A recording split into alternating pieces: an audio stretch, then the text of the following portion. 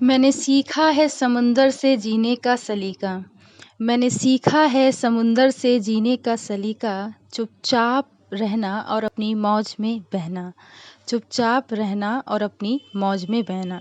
So welcome to biology पाठशाला।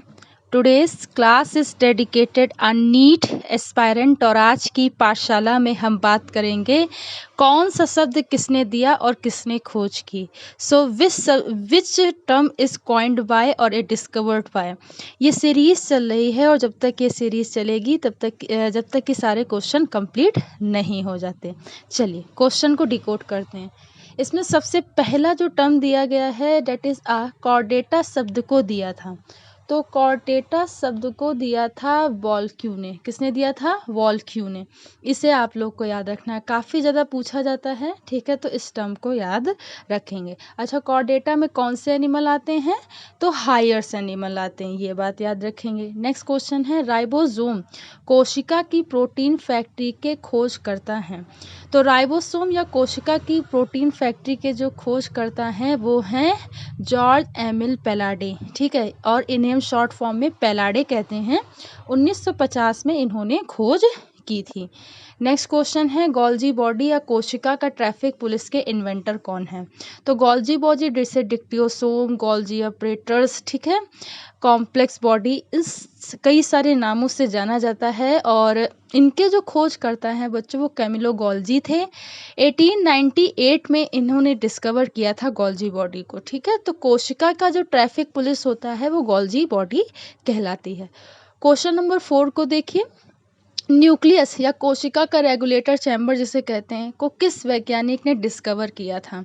तो nucleus को रॉबर्ट ब्राउन ने 1831 में डिस्कवर किया था।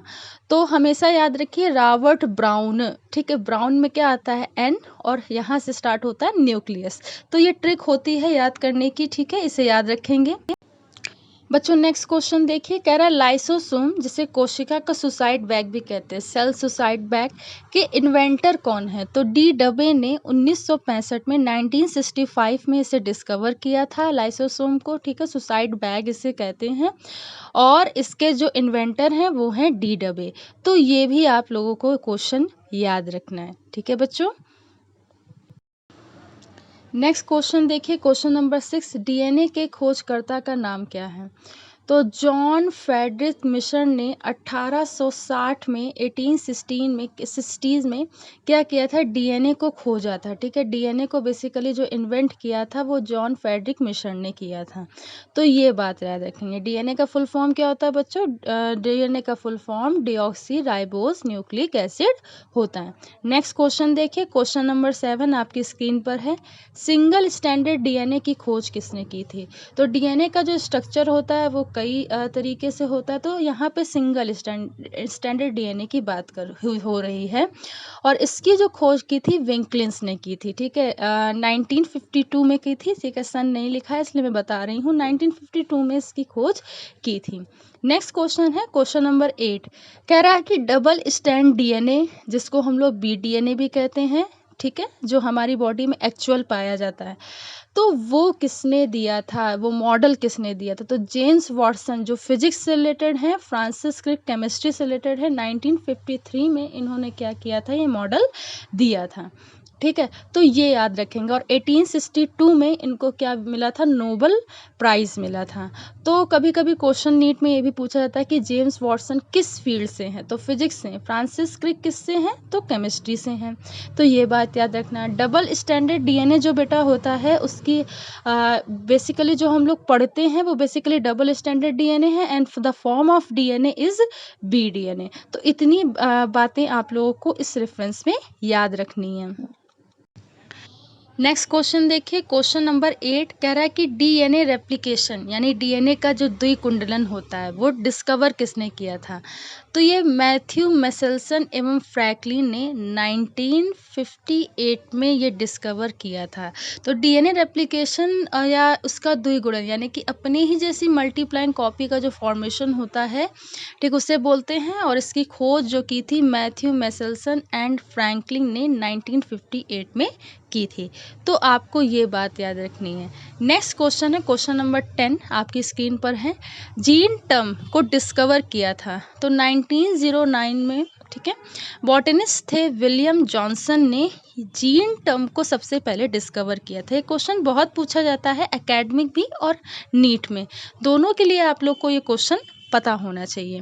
नेक्स्ट क्वेश्चन है 11 क्रोमोसोम के खोजकर्ता कौन थे? तो जो क्रोमोसोम है वो साइटोलॉजिस्ट थे स्ट्रासबर्गर या यूडीआर स्ट्रासबर्गर ने इसको खोजा था बच्चों, ठीक है, तो इस बात को भी याद रखना है, ठीक है। और स्ट्रासबर्गर ने प्लाज्मोडेस्माटा को भी खोजा था, ठीक है, तो ये बात भी याद रखनी है। कभी कभी प्लाज्मोडेस्माटा के रेफरेंस में भी पूछ लिया जाता है, तो दोनों को याद रखेंगे, ठीक है।